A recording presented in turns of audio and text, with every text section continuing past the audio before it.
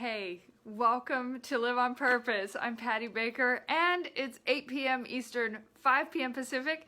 If you are joining me live, I'm glad that you're here. If you're joining me recorded, give me just a couple minutes to give a shout out to folks and give them a howdy and hello, and then we will dive into this topic tonight.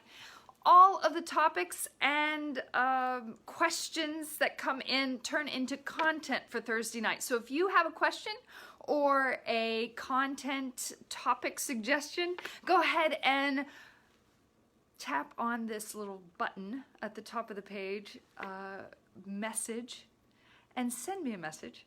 I would love to hear from you. Just give me a quick hello even. This month, I thought maybe we would take just one Thursday, the first Thursday of the month, and answer all these questions that I had coming in about New Year's resolutions. And I thought, okay, great, we can move on to the next subject. But man, you guys came back and wanted more content, more content, more content. So we've done that. And I'm thinking, okay, we're done. And then I'm still getting a smattering of those of you who are like well into January going, I started, now I'm stuck, or I can't even get started. So I want to dive into tonight's topic as soon as I say a quick hello to you. If it's your first time joining me live, I love you. Thanks so much for showing up and spending some time here while you're doing chores, driving on your home commute, whatever you're into. Watching the kids at the game, and then you're deciding to come on in the room just for a little bit. So if you're just listening, I'm glad you're here. I will not acknowledge you though, unless you make a comment, and there is a 10-second delay. So let me just give a quick shout out to all of you who are joining. D in the house tonight. Great to see you, Doug. Sonny's here. Good evening to you, sir. Always glad you're here. Hi, Pat. Always great to see you tonight. And David, wonderful to see you too. Paula D in the house. I love you, girl. Thanks so much for being here tonight. I want to give you in 2 minutes, because there's two ways to answer the question that came in. Not really. I'm going to answer her way, but I think there's also a bigger question that's here that could help a lot more people. But the topic for tonight is how to get unstuck and get on with your life.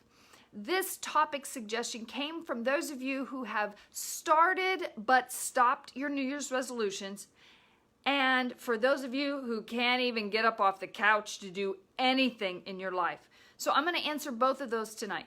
The first one is, let's just get unstuck. Now this is for people, there's the 2-second delay. I mean, there's this 2 minute, I'm gonna give this to you in 2 minutes. For the quick down and dirty version. This is my pastor friend in Texas said today when she and I were talking about my topic for tonight. She wanted to know what I was doing. After my topic, I said, I'm relaxing. It's going to be great. And so I told her what the topic was for tonight, how to get unstuck and get on with your life. And she said, oh, you know what I call those? Shutdown days. Those are the days where everything's going great, and then all of a sudden you just have this, I don't want to adult today, right? Like, I'm done. I don't want to do anything today. And it's hard to get motivated. And so I want to give you just some quick tips if that's you. That's not the, I'm on my couch, I can't get my life together. This is just, I'm having a tough day and I don't know where to start, okay? And this could be at home or at work or at school or wherever you're doing life, okay? You can get unstuck in this way. Number one, you got to get your morning routine down. It doesn't matter what time of the day you finally get your butt in gear, you have got to get your morning routine out of the way. And that means getting up out of bed,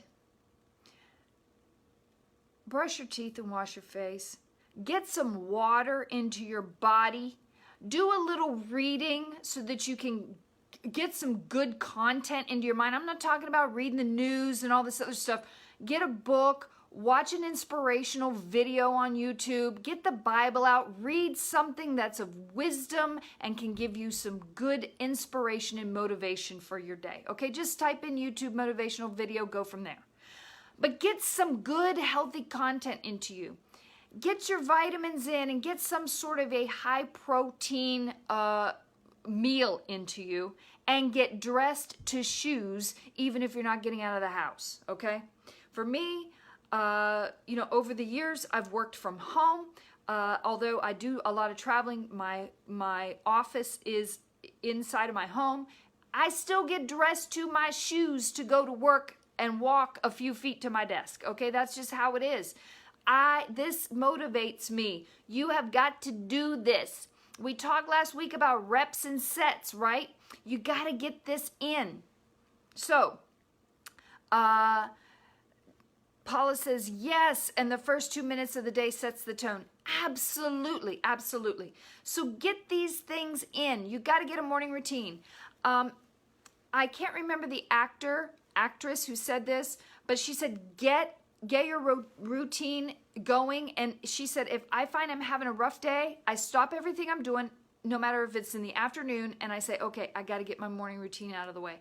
Get that done. It gives you some accomplishment and some motivation. That's the first thing to do. Complete your morning routine, whatever time of the day it is, honey. Then figure out what is the next task that you need to do, but you don't want to do. Let's acknowledge the elephant in the room that's keeping you stuck for the day. And then, why do you need to do it? Because if you find out, well, I really don't need to do it, well, then get rid of it off the list for right now. It's not motivating you, okay? Why do you need to do it? Now we understand a little bit of motivation of why it's there, okay? But it's maybe too big for you. It's not something you're interested in doing. Whatever the reason is, you're obviously not attacking it, but it needs done. So the question is, what is the next small single action step that you can take in 5 minutes to take a step toward accomplishing that task for the day? That's it, 5 minutes. What is the 5-minute single action step that you need to take to get started? Then, what you need to do is set your 5-minute timer and get started. Let me tell you something. It's one thing to do that, but it's another thing to add in a reward. I had a shutdown day today. It was difficult, to say the least. I'm struggling emotionally today with a couple people in my life who have passed away. One, today is the 2-year anniversary of their death. I am struggling. And so I had a shutdown day. And I had to go through this and say, man, okay, I need to get my morning routine out of the way, which I work from home and I work for myself, okay? So life is not pushing me along to get to the office, which makes it even more difficult for me when I'm having a shutdown day. So what I did was I finished my morning routine, 10:30. Is it confession time? Yeah, 10:30, I finally get all that out of the way. I sit down to my home office desk and look at a blank screen on my computer. It's not even turned on, it's just black. And I can't function. I'm sitting there, but I'm not doing anything. And I don't know if you've ever been that way, if you're having to write a report, if you're having to do a task at work and it seems overwhelming, and you have a lot of things mentally and emotionally going on that's got you shut down for the day. So, what did I do? Okay, what do I need to do next? Why do I need to do that? And what is the 5-minute single action step that I need to do right now? And what that was for me was turn on my computer and spend 5 minutes going through my work email. Now, here's the kicker. What's the reward for me doing that? Do you know what it was for me today? A game app on my phone. Seriously. So I was able to, and you filter out this for yourself, whatever your little reward system is. But for me, that's what made it happen today. And so I did set my timer for 5 minutes. I did my 5-minute task, and when I got done, I played on my phone my game for 5 minutes. I don't know what it is for you, but that's what it took. And do you know what happened? I started gaining a little momentum. And I got about 90 minutes in of really good, solid time at work today as a result of that. Now, I had other things that I already had scheduled and planned for the afternoon.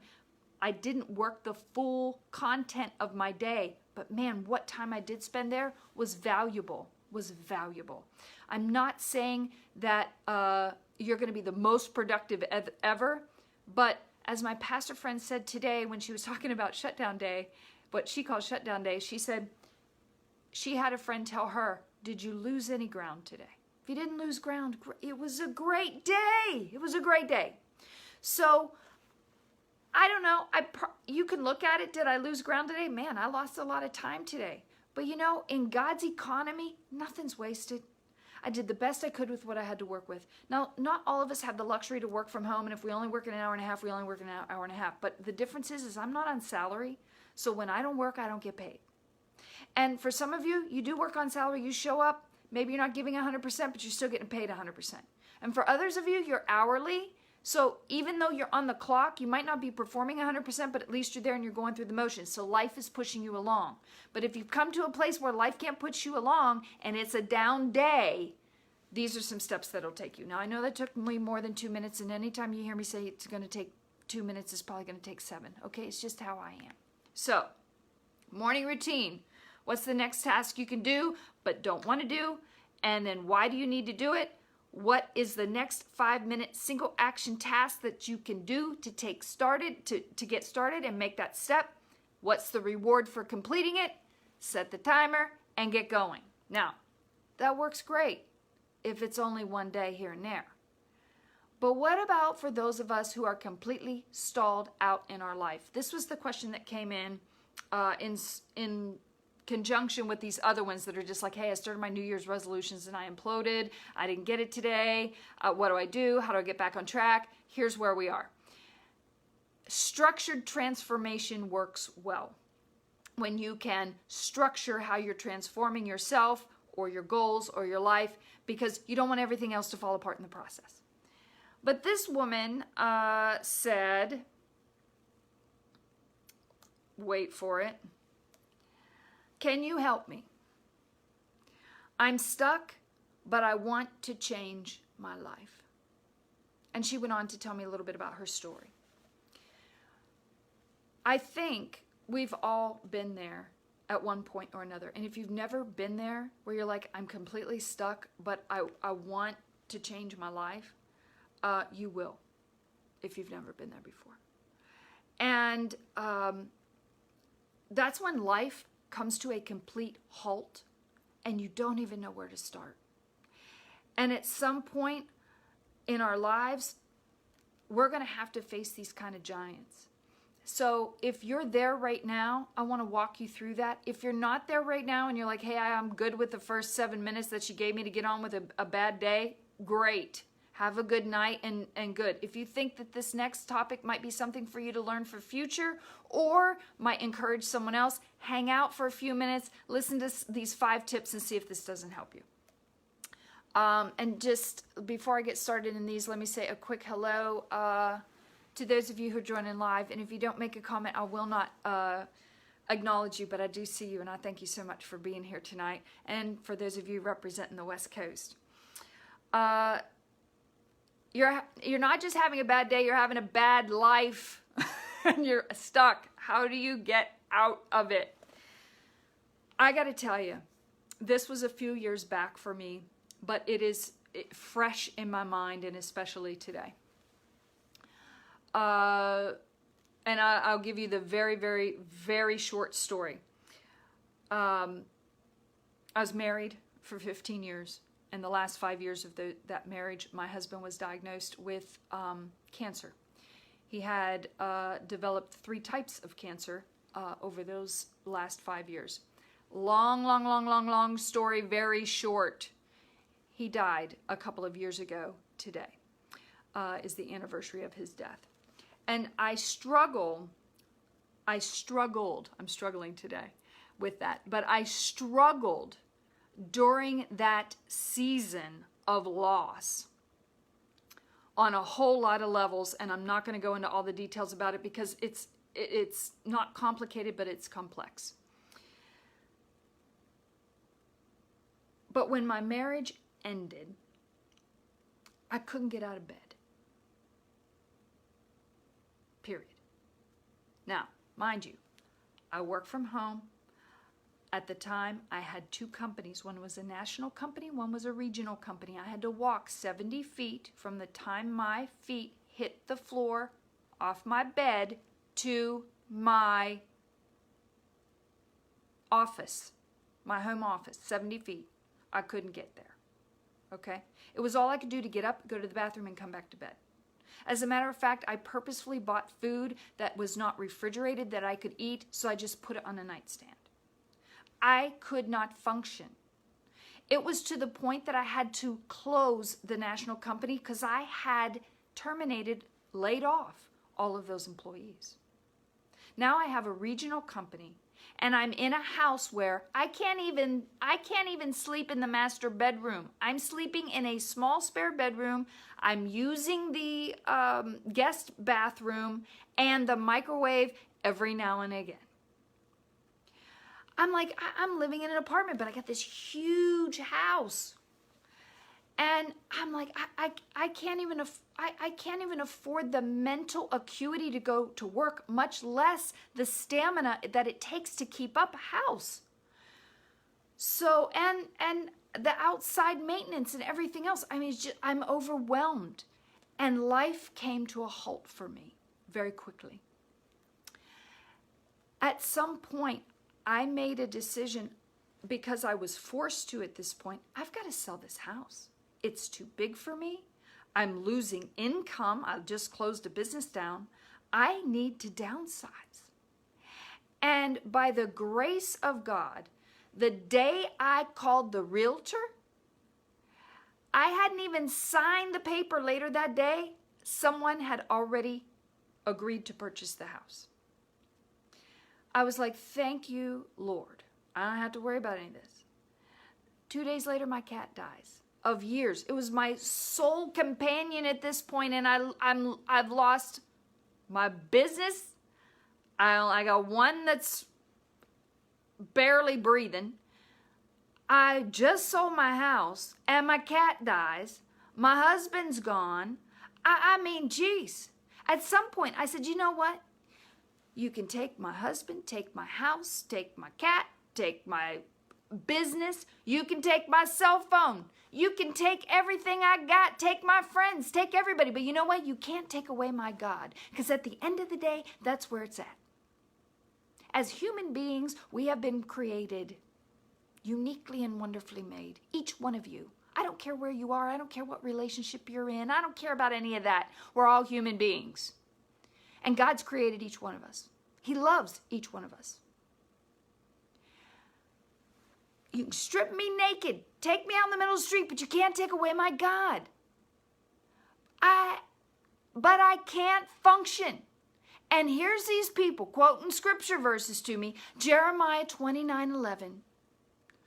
God has plans for you, girl. Plans to prosper you. They're good. All this other stuff. I'm like, you know what? WTF, you ain't living my life.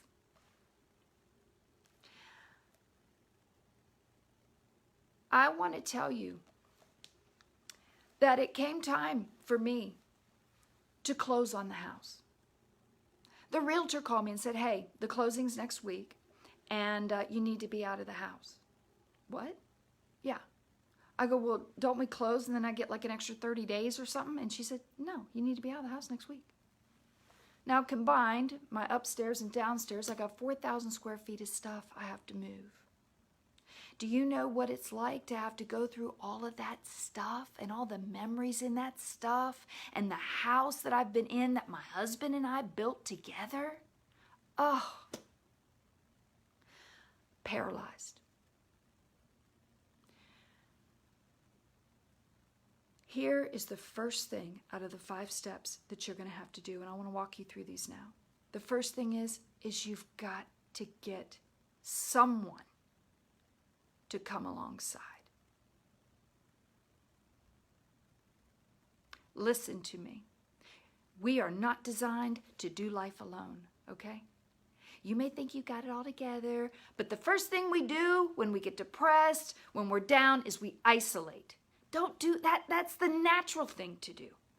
But the thing that we need to do is reach out to someone and say, hey, I got this going on and I need help. I can't function. That person in my life happened to be my friend Beth.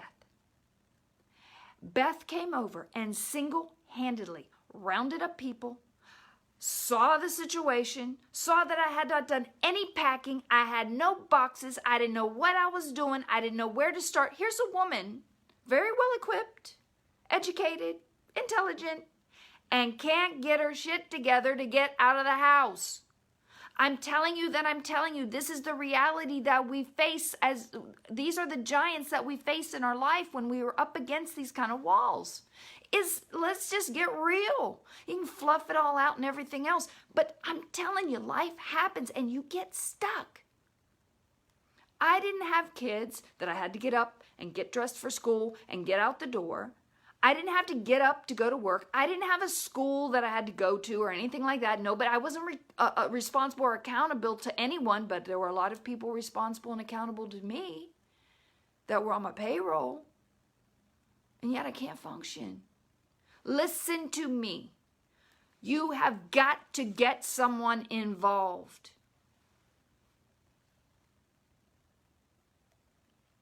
We're not meant to do life alone. I want to give you this scripture verse. It's Proverbs 17:17, and it says, a friend loves at all times and is born for a time of adversity.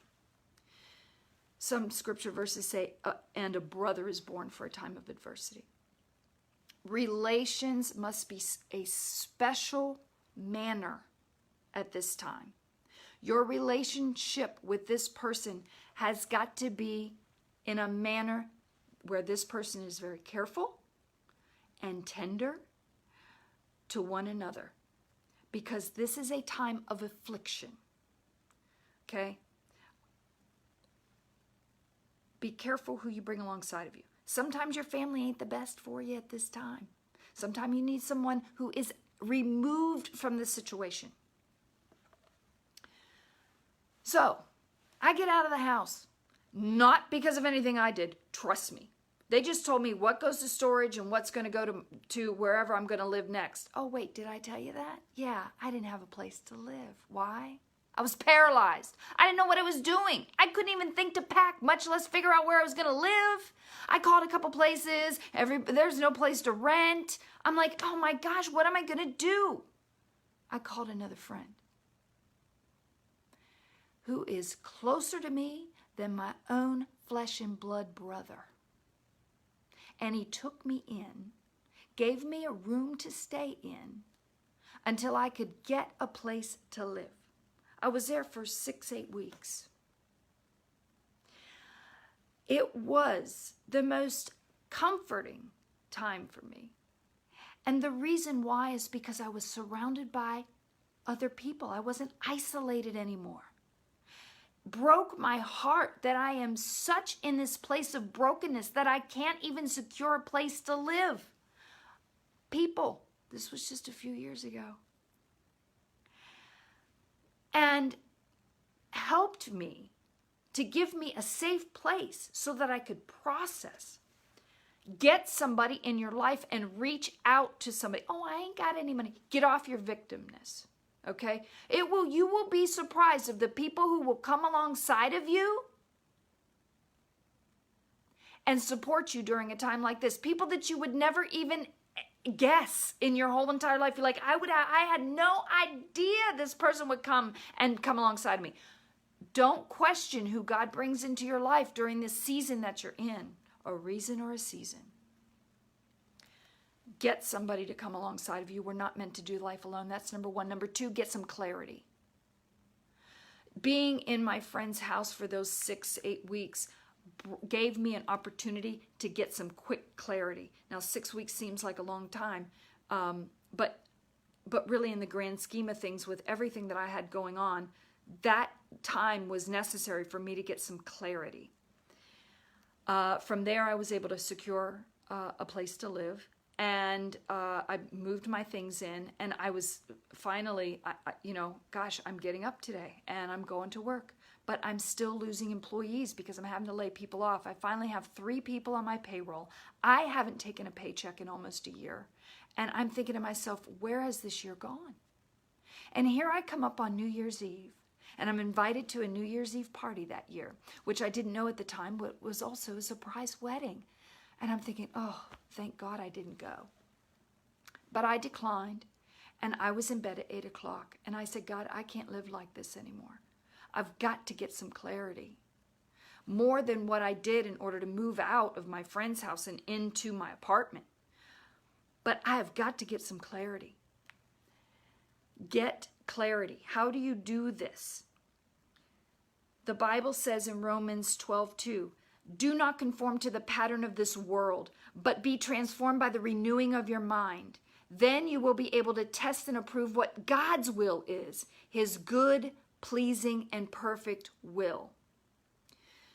David just mentioned this in a comment, and he said 7 days, not in the word, meaning the Bible, makes 1 week. W-E-A-K, 7 days, not in the word, makes 1 week.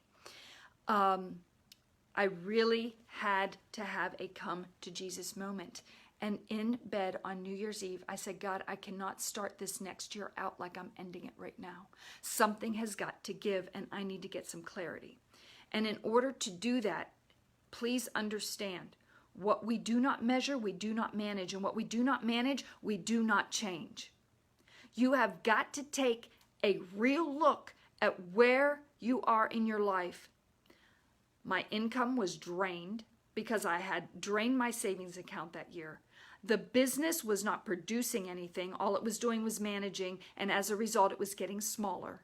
And I didn't have the emotional, mental stamina to get in there and ramp up that company to do what I needed to do. So I knew that I needed to close the business and go work for somebody. At least I could get some built-in accountability. These were the decisions and the clarity that I was making on that new year these were the decisions I was making out of the clarity that was coming to my mind that, hey, listen, we're going to have to do something, chick.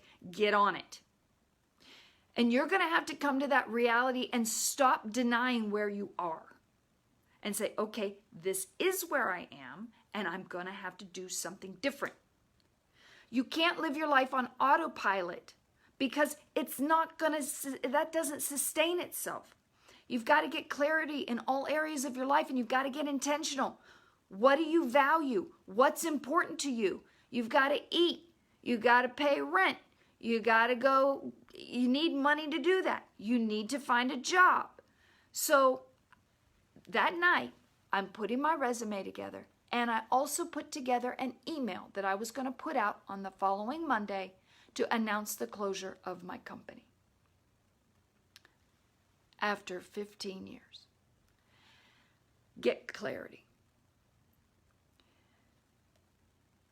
You're not meant to do life alone. Get somebody to come alongside of you. Sometimes it's going to take more than one person like it did for me. Number 2, get some clarity. Have a come to Jesus moment and figure out you're stuck. You're going to have to get out of it. What do you need to do?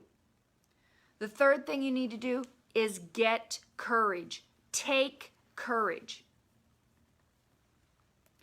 Joshua 1:9 says, be strong and courageous.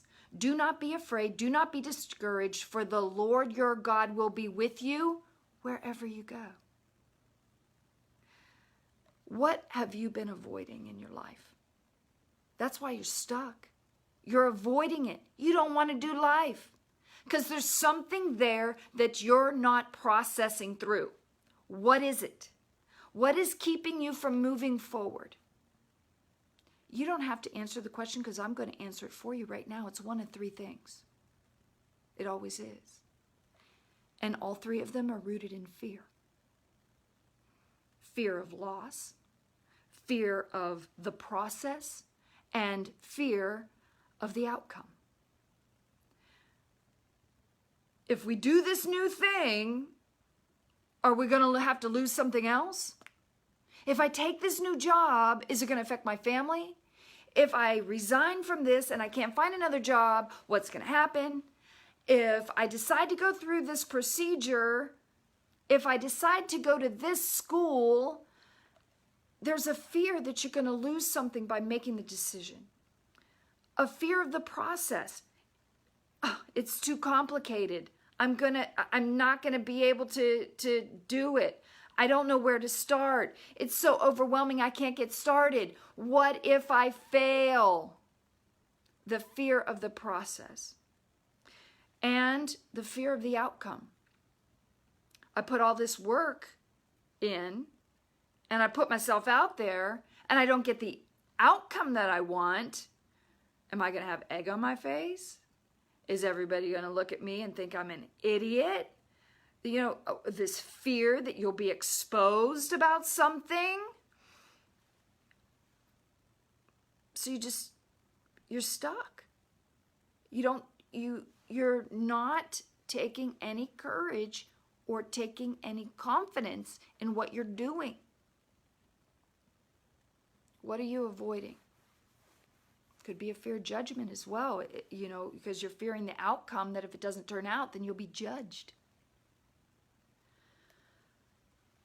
Get somebody to do this season with you, to support you during that's not emotionally, mentally involved. Get some clarity. Take courage. And number 4, take responsibility. What qualities, let me say it this way. The qualities that have gotten you where you are today are not going to be what you need to get you to the next step. Because the qualities that got you where you are right now, you're stuck. So, in order to get what you want, the person who you are right now is not the person that's going to get you where you are. You're going to have to dig deeper, and you're going to have to walk in the qualities that are in you that you haven't been using. So, what is going to work for you to remind you that you've got to walk in the qualities that were knit in your womb that you haven't been using? What's going to trigger you to do that so it doesn't get lost during the day, and you have to take that responsibility to step up to the plate and say, you know what? I have owned a national company. I have produced great sales results over the last 15 years. I have that skill set in me. I just haven't been using it. So you know what? I need to get back into that and slip that back on. I'm very confident in talking in front of people. I know that I've been in sweatpants and a ponytail for the last 8 months, but I can go out there and present myself and present my business. Because see, it's so easy for us to say, yeah, but with everything I've been through, I don't have it in me. Do you hear the victim in that? You're going to have to remove the victimization from yourself, quit victimizing yourself, and reign victorious on the life you're wanting now. I'm stuck, but I want to change my life. Well, then take the responsibility and take life by the reins again, and stop allowing life to push you around, and get behind it and start pushing it yourself. You've got to take responsibility. This is a book of the Bible that is not often read or quoted, but this is a quote from it that I love. It's an Old Testament book, and it's Ezra. And it's in Ezra 10:4, and it says, "Rise up. This matter is in your hands. We will support you, so take courage and do it." Rise up. Take responsibility. The matter is in your hands. Your friends will support you, but you've got to take courage. We've talked about that. And now we're going to talk about the next one, and do it, which is take action. And that's the last one I'm going to talk about for tonight. Action, believe it or not, creates clarity. And that whole circle just starts again. Action creates clarity. My dad used to say, do something, even if it's wrong, just do it. Take a step, right? And this scripture verse comes from 2 Corinthians 5:7, and it says, "For we live by faith, not by sight." If you had to make a decision tomorrow, What information do you need today in order to make that decision tomorrow? Get it. Make the phone calls, look up the little research work you got to do, because you know what? Tomorrow you're going to make the decision. And on New Year's Eve, I made the decision that I was going to close my business. And the next thing that I needed to do was get my resume together after 15 years. And I prepared an exit email to all of my clients and customers and colleagues and partners. Take action. Once you have the options, you've got to move. Sometimes you're not going to know which way. You've got 3 doors in front of you. Which one do you open? I don't know. Pick one. It may not be the right one. We don't know. We don't know until you open it. Just open it. That's faith. That which we cannot see. Take it. Take the action. I don't know if you get stuck like I did today, and you have to do just 5-minute sets and reps to get done. Reps and sets to get done. It's what I had to do today. Or maybe for you, it's a season of your being stuck because you're facing some giants in your life right now that are overwhelming and have you paralyzed. And your life is shut down, maybe not in all areas, but in a lot of areas. And you've got to find a way to get in and get through. Don't beat yourself up that you're not farther along than you are, because you're exactly where you need to be in the moment. And you have now 5 tools that you can take to just sit down, take 15 minutes and go, you know what? I'm stuck in my life. What do I need to do?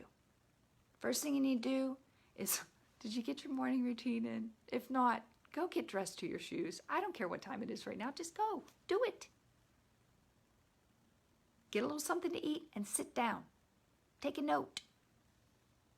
Do you know that pilots, my husband was a pilot.